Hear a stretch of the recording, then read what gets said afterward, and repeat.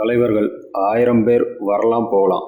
ஆனால் பெருந்தலைவர்னு சொன்னால் இந்த உலகம் முழுக்க தேடினாலும் அந்த பட்டத்துக்கு பொருத்தமான ஒருத்தர் அது காமராஜர் மட்டும்தான்.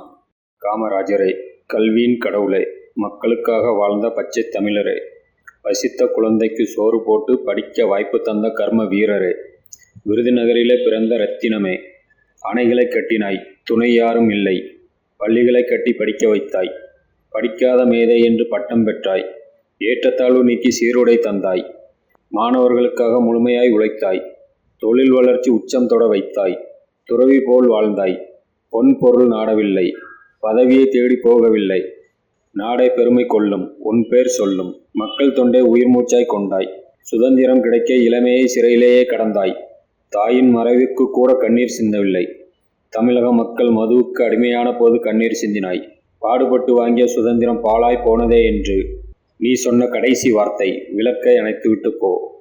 அன்று இருண்ட தமிழகம் இன்று வரை இருட்டில்தான் இருக்கிறது. மனித நேயத்தின் ஒளி தந்த தலைவா, மீண்டும் பிறந்து வா பெருந்தலைவா. இந்த உலகத்தில் யார் வேணாலும் தலைவனாகலாம். ஆனால் பெருந்தலைவன் சொன்னால் அந்த பட்டத்துக்கு பொருத்தமான ஒரே ஆள் கர்ம வீரர் காமராஜர் மட்டும்தான்.